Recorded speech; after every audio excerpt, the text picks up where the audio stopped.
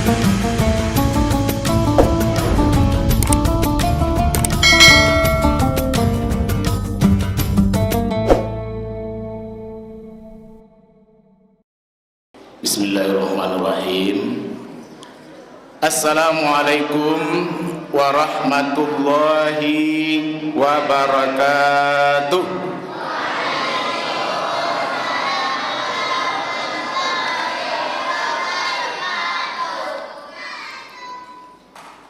Masih ada yang tidak menjawab salam, Bu? Orang yang tidak menjawab salam itu diingatkan dengan surat Al-Nisa ayat 86. Kata Allah, "Iza quyitum bitahiyatum fahayyu bi ahsana biha aw rudduha." Artinya, apabila kamu diberi kehormatan dengan sesuatu, itu salam, maka balaslah penghormatan atau salam itu dengan yang lebih baik. Kalau tidak, balaslah dengan yang sepadan dengan yang diucapkannya. Innallaha kana ala kulli syai'in hasiba. Sesungguhnya adalah Allah itu atas segala sesuatu memperhitungkannya. Jadi Bapak dan Ibu, bagi yang tidak yang menjawab salam, Allah akan memperhitungannya di mana letaknya. Ada enggak di dalam masjid? Coba Bapak dan Ibu, salam itu wajib dijawab. Salam itu menurut Islam itu ada 3. Ada salam yang wajib dijawab, seperti salam penghormatan yang barusan dibacakan ini. Kemudian ada salam yang tidak dijawab, tidak wajib menjawab, seperti salam di waktu mengakhiri salat. Di imam mengucapkan salam, "Assalamualaikum warahmatullahi wabarakatuh." Tak perlu dijawab. Kemudian ada salam yang tidak dijawab, kemudian tidak pula menunggu jawabannya. Apa itu salamnya? Bagi Bapak dan Ibu, kebiasaan kita sebelum masuk Ramadan, kita ziarah kubur. Kita disunatkan membaca salam. Assalamualaikum ya ahlad diyar wal muslimin wal muslimat. Itu tidak perlu menunggu jawabannya. Seandainya menjawabnya, kok punya banyak direwak tu. Seperti di Tunggul Hitam, di Dingin, mungkin banyak dari jumlah kita yang ada di masjid ini. Jadi tidak perlu menunggu jawabannya. Jadi salam berupa penghormatan itu wajib kita jawab, karena itu adalah perintah di dalam Al-Quran surat An-Nisa ayat 86. Lihatlah nanti surat An-Nisa ayat 86. Kemudian Bapak dan Ibu, kapan waktu kita mengucapkan salam itu? Yang pertama, sewaktu kita masuk rumah. Baik ada orang di rumah atau kita pulang kampung hari raya, rumah kosong, pas balik lagi ke rumah, walaupun tidak ada orang di dalam rumah, baca juga salam, walaupun tidak ada yang menjawab. Mana tahu ada malaikat yang menjawab di dalamnya. Kan tidak ada dosa kita mengucapkan, malah sunat kita membacanya. Kemudian saat kita bertemu dengan orang yang kita kenal ataupun kita tidak kenal, ya, dalam suatu pertemuan kita terlambat, pas kita masuk, nah, kita ucapkan salam. Karena salam itu adalah doa, ya, seperti yang bacakan tadi, tikung bukunya Pak dan Ibu. Assalamualaikum, keselamatan atas kamu, warahmatullahi, rahmat Allah, wa barakatuh, berkah Allah. Nah, jadi 3 sejalan doa yang diucapkan. Kalau seandainya lengkap 3 itu, harus kita menjawabnya 3 pula. Kecuali kalau dia Assalamualaikum, Waalaikumsalam, itu boleh satu-satu aja jawab. Lebih juga boleh. Di kita mengucapkan Assalamualaikum, Waalaikumsalam warahmatullahi wabarakatuh, itu lebih baik bagimu. Kemudian saat berpamitan, Yang terakhir, saat mengangkat HP, saat kita memulai bicara dengan HP, ya, cuman di HP terbalik, orang yang membel membacakan salam, yang mengangkat, yang menelpon itu cuman menjawab Waalaikumsalam warahmatullahi wabarakatuh. Jadi kita budayakan itu. Kemudian Bapak dan Ibu, orang yang mengucapkan salam itu lebih mulia daripada orang yang menjawabnya. Lalu siapa yang lebih dahulu mengucapkan salam? Yaitu yang pertama adalah kelompok yang sedikit kepada kelompok yang jumlahnya banyak. Seperti saya berdiri, duduk di sini, mulai bicara, mengucapkan salam kepada yang banyak. Yang banyak mendoakan juga dengan membalas dengan yang sepadan. Kemudian orang tua, yang muda kepada yang tua. Dan lagi di masa Rasulullah itu dianjurkan orang yang mengendarai, orang yang berkendaraan mengucapkan salam kepada orang yang berjalan kaki. Bisa jadi waktu Rasulullah itu kendaraannya kan tidak cepat, cuman unta, keledai, ya,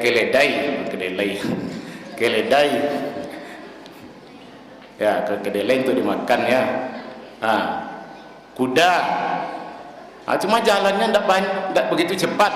Ada orang yang berjalan kaki, dia baca Assalamualaikum. Kalau sekarang tentu tidak bisa, kita pakai motor, apalagi sedang motornya lagi kencang, Assalamualaikum, bilola kemendangan menjawabnya.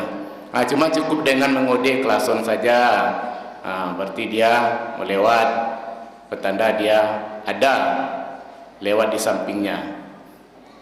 Jadi Bapak dan Ibu, marilah sebagai kita umat Islam, kita budayakan salam ini. Ya, menurut agama kita, menurut agama lain itu ada juga salamnya. Karena salam itu adalah mengandung doa. Bapak dan Ibu, kembali kita bersyukur kepada Allah Subhanahu wa taala. Alhamdulillah, tahun ini kita dipertemukan oleh Allah Subhanahu wa taala dengan bulan Ramadan 1444 Hijriah yang kita sudah berada di dalamnya. Malahan lebih kurang 1 minggu kita menjalankan ibadah puasa. Kita berharap setiap amalan kita yang kita laksanakan sesuai dengan yang dijanjikan oleh Allah Subhanahu wa taala. Pahala yang kita dapat dari ibadah kita semenjak kita bangun sampai kita tidur kembali dibalasi oleh Allah Subhanahu wa taala dengan pahala yang berlipat ganda. Dan begitu pula kita yang hadir di masjid pada malam hari ini tetap istiqamah untuk melaksanakan ubudiyah kita, salat sunat tarawih dan witir kita ikuti secara berjamaah. Walaupun Bapak sudah, kalau kita bandingkan dari yang pertama 1, 2, 3 sampai 5 itu lantai 2 itu berisi. Kalau dilihat sudah ada penurunan jemaah baru 8 hari masuk malam yang ke-8. Sudah pula ada kemunduran, nampaknya sab laki-laki lah mundur cik Pak Ibu. Sebab nampak lepas-pasan. Biasa kalau laki-laki sampai 5 patangko menyasak kamuku. Yang di atas lah turun dah kosong, tak ada dah. Jadi ada penurunan, ada kemunduran. Jadi jangan mundur saja Pak. Kita tetap kalau bisa kasih semangat kepada yang tidak hadir ini, kesempatan bagi kita untuk bersama-sama menyemarakan ibadah bulan Ramadan 1444 Hijriah ini. Salawat salam selalu kita kirimkan kepada Nabi Muhammad sallallahu alaihi wasallam dengan ucapan Allahumma shalli ala Muhammad wa ala ali Muhammad. Kita selalu mendoakan pada Rasulullah sallallahu alaihi wasallam dekat perjuangan beliau sehingga kita hendaknya bertemu dengan beliau di surga nantinya. Amin, amin ya rabbal alamin. Bapak dan Ibu jemaah tarwih yang dirahmati Allah, judul ceramah kita pada malam hari ini yaitu kewajiban mempelajari Al-Quran. Itu adalah bagian dari kewajiban kita terhadap Al-Quran. Kewajiban umat Islam kepada Al-Quran itu sangat banyak kaum muslimin yang berbahagia. Apa saja kewajibannya? Yang pertama yaitu kita sebagai umat Islam, kita wajib meyakini Al-Quran itu adalah dari Allah Subhanahu wa ta'ala. Kalau kita lihat dari definisinya Al-Quran itu, Al-Quran adalah kalamullah yang diwahyukan kepada Nabi Muhammad melalui malaikat Jibril dalam bentuk bahasa Arab, membacanya berpahala. Jadi itu kita tanamkan di dalam jiwa kita bahwasanya Al-Quran itu adalah benar-benar dari Allah Subhanahu wa ta'ala. Kalau ada keraguan, Allah juga menjawab di dalam surat Al-Baqarah, wa in kuntum fi raibim mimma nazzalna ala abdina fa'tu bi suratin mim mislih wad'u syuhada'akum min dunillahi in kuntum shadiqin. Jika ada keraguan terhadap Al-Quran yang telah diturunkan, maka carilah penolong-penolongmu, carilah ahli-ahli kitab yang hebat-hebat, yang pandai-pandai, buatlah satu surat yang bisa menandingi Al-Quran. Ditawarkan oleh Allah, gue cik suri bisa tidak menyamai dari Al-Quran tersebut. Jadi kaum muslimin sidang jemaah tarwih yang dirahmati Allah, kita tanamkan, kita yakini bahwasanya Al-Quran itu adalah perkataan Allah. Jika kata Rasulullah, siapa yang ingin berkata-kata dengan Allah, man arada ayyatakallama ma'allahi qara'atil Quran. Siapa-siapa yang ingin bercakap-cakap, berkata-kata dengan Allah, bacalah Al-Quran. Jadi kalau ingin mengecek-ngecek dengan Allah secara langsung, ya bacalah wahyu, bacalah kalam Allah, seolah-olah kita berkata-kata dengan Allah. Jadi itu tugas kita yang pertama sebagai umat Islam. Kita yakini sepenuh hati bahwasanya Al-Quran itu adalah kitab yang diturunkan oleh Allah, termasuk salah satu diantaranya iman yang kita miliki, diantara rukun iman yang 6 itu. Kenapa percaya kepada kitab itu rukun iman berapa itu? Berapa? Yang ketiga. Kalau tidak percaya juga Al-Quran, hilang nang nomor 3 tu. Nah, yang pertama percaya kepada Allah, yang kedua percaya kepada malaikat, yang ketiga percaya kepada kitab, yang keempat percaya kepada Rasul. Kalau kita lihat dari urutan, bukan Rasul yang duluan, kitab duluan. Kitab Al-Quran itu sudah ada, wahyu itu sudah ada. Kemudian Allah mengangkat para nabi dan Rasul, dikasih SK. Semenjak Nabi dan Rasul itu diberi oleh Allah Subhanahu wa ta'ala wahyu, diturunkan wahyu kepadanya, berarti dia sudah mendapatkan SK sebagai Nabi dan Rasul. Nabi Muhammad pertama kali menerima wahyu yaitu di Gua Hira saat berusia 40 tahun. Berarti Nabi Muhammad di SK-kan di Gua Hira saat beliau berumur 40 tahun. Nah, jadi Nabi Muhammad diangkat menjadi Rasul umur 40 tahun. Begitu pula Nabi Musa. Di dalam surat At-Tin ada Wattini wazzaitun waturi sinin. Allah bersumpah dengan gunung Bukit Tur Sina. Wa Turi Sinin. Kenapa Allah bersumpah dengan Bukit Tur Sina? Karena di situ tempatnya Allah berkata-kata dengan Musa. Wa kallamallahu Musa taklima. Berkata-kata Allah dengan Musa di gelap gulita. Lalu nampak cira muncullah cahaya.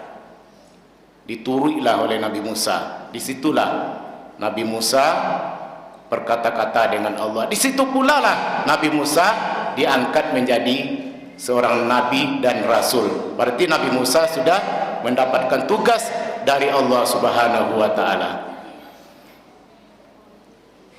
Yang kedua, kewajiban kita kepada Al-Qur'an yaitu mempelajarinya. Ya. Khairukum man ta'allama Al-Qur'an wa 'allamah. Hadis riwayat Bukhari Muslim. Hadisnya sahih. Sebaik-baik di antara kamu adalah orang yang belajar Al-Qur'an dan mengajarkannya. Kenapa termasuk golongan yang baik? Karena yang diajarkannya itu wahyu. Muhammad mengajarkan itu kepada sahabat-sahabatnya. Setelah meninggal sahabatnya, dimotivasilah dengan hadis tadi. Khairukum man ta'allama Al-Qur'an wa 'allamah. Sebaik-baik di antara kamu adalah orang yang mempelajari Al-Qur'an dan mengajarkannya kepada orang lain. Maka semangatlah para sahabat, dia limpahkan kepada anak-anak cucunya untuk menghafal Al-Qur'an. Semasa Rasulullah itu Al-Quran itu belum ada yang ditulis dalam bentuk mushaf, dalam bentuk buku. Sampai kepada beliau meninggal belum ada yang dituliskan dalam bentuk buku. Kalau ditulis dalam bentuk buku itu seolah bentuk karangan, tapi dihafal, diajarkan. Metode yang diajarkan oleh Rasulullah itu metode gurunya. Siapa guru Nabi Muhammad? Ya, siapa guru Nabi Muhammad dengan belajar Al-Quran? Malaikat Jibril, dibacakan lalu diulang berkali-kali oleh Nabi Muhammad. Nah, diulang sampai benar-benar tidak lupa. Kalau orang Arab tuh ingatannya kuat-kuat, disebut dengan David. Hafalannya kuat, ingatannya kuat. Jadi kalau ada anak kita yang David, yang ingatannya kuat, itu akan cepat untuk menghafal Al-Quran. Karena temukan tidak semuanya bagi anak-anak kita itu yang cepat menghafal. Ada yang lambat, tapi lambat dia menghafal, lengket hafalannya. Yang cepat menghafal, tapi ada juga cepat pula dia lupa. Jadi di masa Rasulullah sampai Abu Bakar Siddiq itu Al-Quran itu dihafal.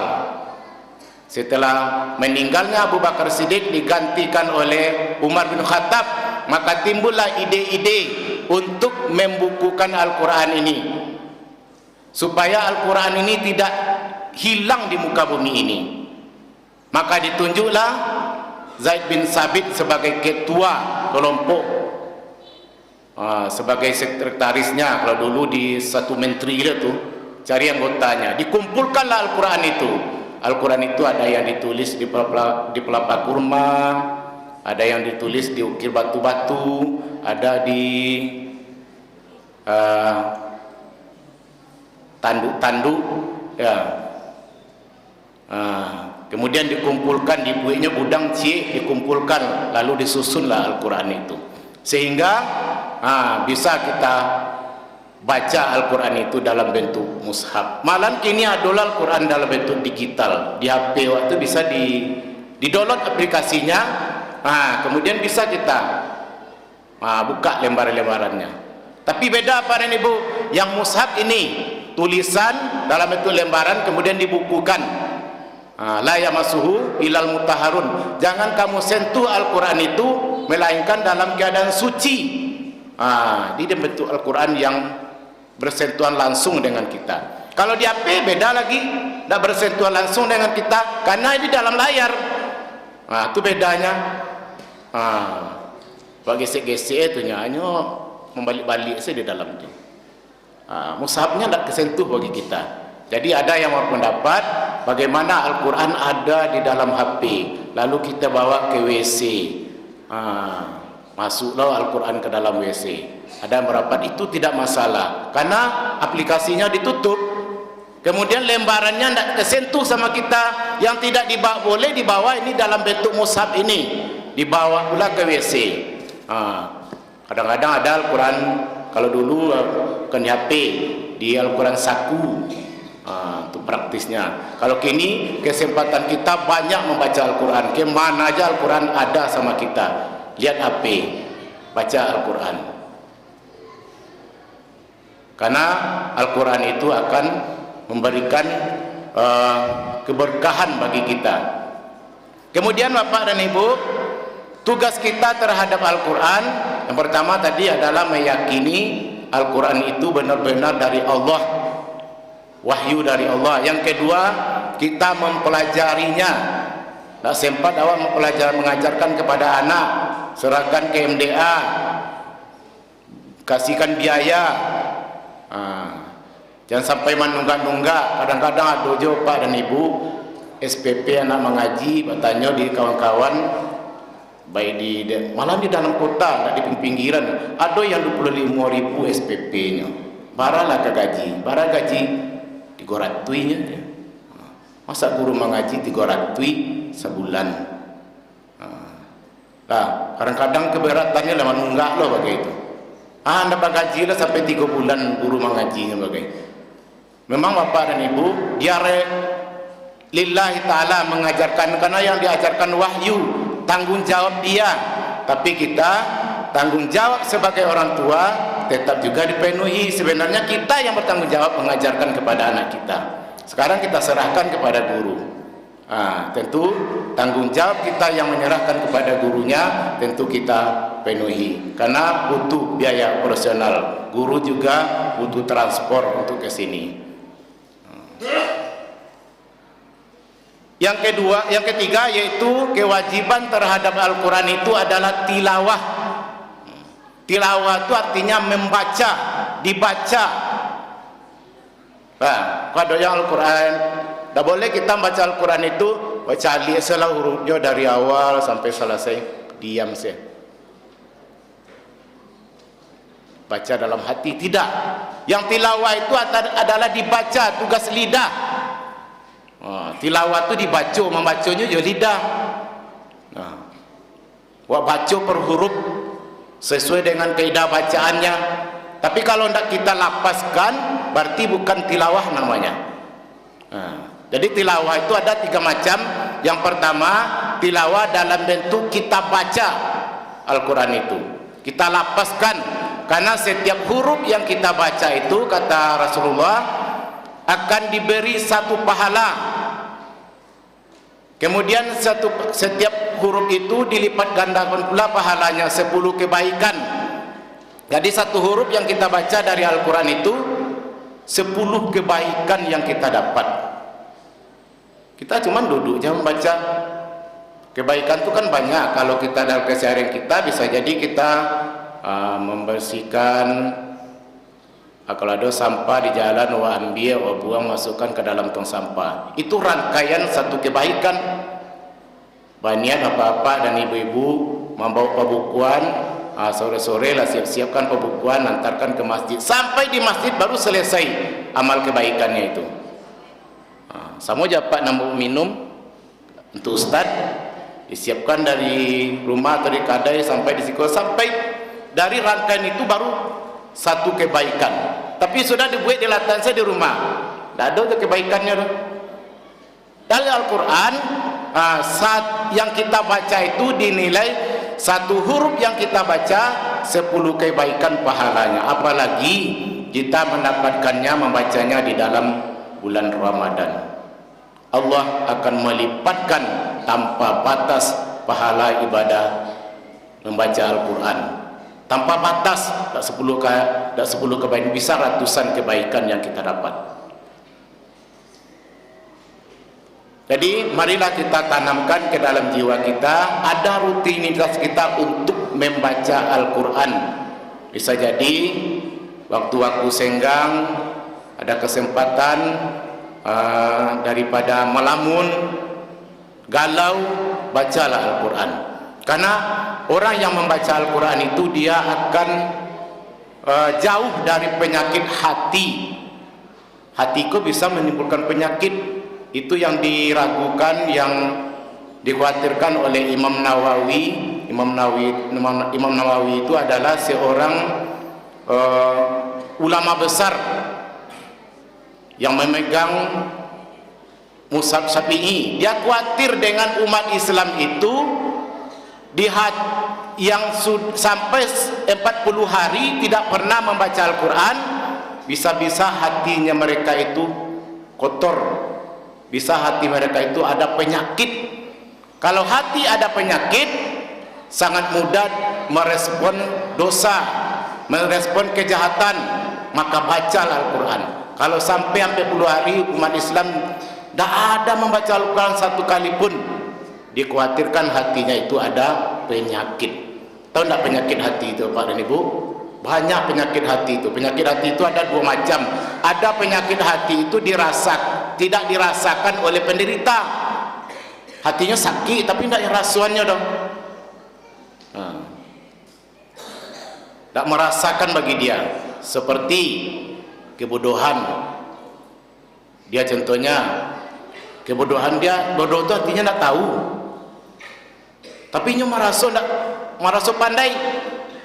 Seperti kita beragama Islam, tapi dia tidak belajar agama Islam, tidak pernah ikut pengajian, tidak pernah dengar ceramah, tidak pernah belajar agama. Dia ikut saja. Ada kebodohan, tidak tahunya, tapi dia beramal. Itu adalah semacam penyakit hati. Bagaimana kita keluar dari penyakit hati itu? Kita sebagai umat Islam, agama kita itu kita cari ilmunya. Kita cari ilmunya, biar tidak ada subhat di dalam diri kita. Ada keraguan kita dalam beragama. Subhat itu semacam diragukan, tidak yakin dengan amalannya itu. Tapi kalau kita belajar agama dengan banyak, iman kita semakin kuat, amalan kita semakin bertambah, yakin dengan amalan kita. Kemudian Bapak Ibu yang berbahagia, tilawah itu dalam bentuk makna. Jadi kita baca Al-Quran itu, kita baca maknanya. Yang ketiga, tilawah itu kita pahami, kita tadaburi. Satu ayat yang kita baca maknanya, maksud dari ayat tersebut kita tahu. Jadi tugas yang ketiga sebagai umat Islam terhadap Al-Quran yaitu tilawah. Karena orang yang membaca Al-Quran, insya Allah hatinya akan bersih dari penyakit. Yang kedua, yang itu penyakit yang dirasakan penderitanya, seperti penyakit sombong, angku, iri, takabur, kemudian ada namanya cinta dunia, hubud dunia, panjang angan-angan, mudah emosi, tak terkendali. Itu adalah suatu penyakit hati. Ya, bisa kita bersihkan dengan membaca Al-Quran. Mudah-mudahan kita jauh dari penyakit hati dengan banyak membaca Al-Quran. Kemudian kewajiban kita yang keempat terhadap Al-Quran yaitu mengamalkannya. Seperti sekarang kita yakin Bapak dan Ibu, kita puasa Ramadan, kita salat, itu adalah termasuk dari mengamalkan Al-Quran. Karena perintah salat, perintah puasa, membaca Al-Quran itu adalah perintah yang dirapatkan dalam Al-Quran. Kalau tidak amalkan, tidak doa di masjid ini. Begitu pula dengan muamalah lainnya. Baik dalam segi dagangan, kita tidak boleh curang, kita tidak boleh sombong, bekerja dengan ikhlas, jujur. Itu pertanda kita mengamalkan Al-Quran. Kemudian yang terakhir Bapak dan Ibu, Setelah kita pelajari Al-Quran, kita tahu isinya, kita dakwahkan kepada orang lain. Ikuilah mendakwahkan yang dapat dia wak. Kalau ustaz tu kan profesional, inyolah tahu tu yang disampaikan. Semuanya ada dalam Al-Quran dan hadis. Kemudian cari contoh-contohnya dalam kehidupan. Kita ini semuanya tanggung jawab kita. Setiap kebaikan itu adalah tanggung jawab kita untuk mengingatkan wa tawasau bil haq wa tawasau bis sabr. Saling mengingatkan kepada kebenaran, saling mengingatkan kepada kesabaran. Itu tugas kita semua sebagai umat Islam. Ndak ustaz yang tugas untuk menceramah. Cuma ustaz yang menceramah supaya dapat sama-sama mendengar. Tapi kalau perorangan, kita wajib menyampaikan, saling mengingatkan. Itu adalah orang-orang yang beruntung, kata Allah. Orang-orang yang beriman yang tidak akan rugi. Innallazina amanu wa tawasau bil haq wa tawasau bis sabr. Jadi Bapak dan Ibu yang berbahagia, mudah-mudahan kewajiban kita terhadap Al-Quran ini dapat terlaksana. Kita betul-betul yakin bahwasanya Al-Quran ini adalah sandi, sumber ajaran kita. Bagi orang Minang tu adat basandi sarak, sarak basandi kitabullah. Karena adat bersandi dengan agama, agama bersandilah dasarnya itu adalah Al-Quran. Jadi marilah kita sama yakini Al-Quran, bacalah Al-Quran, kita amalkan Al-Quran, kita dakwakan dan dukunglah kegiatan-kegiatan yang berkaitan dengan Al-Quran. TPQ, kemudian ada MDA, ada lagi rumah-rumah tahfiz. Kalau ada anak kita tidak sanggup untuk tahfiz, suruh anak orang lain, biayai dia, sumbang untuk rumah-rumah tahfiz.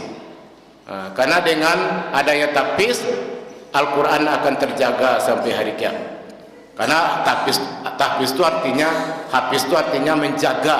Jadi orang yang hafiz Al-Quran itu adalah orang yang menjaga kemurnian Al-Quran. Kadang Pak Ibu, Al-Quran ku ada yang cetakan berbeda-beda. Kadang adanya tukarnya bagai ja'alu digantinya jahalu, ja'alu digantinya jahalu, ada ditemukan Bu. Kalau ja'alu berbuat, bekerja, amalan. Kalau jahalu bodoh. Bodoh artinya. Kalau orang tak hafal Al-Qurannya ada buat lalu saja. Bagi orang hafal satu kalimat saja yang tak cocok dengan hafalannya, ini cali itu. Nak dibaca orang jadi mah dia ayat barat aja cali itu. Jadi marilah kita agungkan Al-Quran kita bumikan Al-Quran ini di bumi Allah ini. Mungkin itu yang dapat saya sampaikan. Salah janggal mohon maaf. Wabillahi taufiq wal hidayah. Assalamualaikum warahmatullahi wabarakatuh.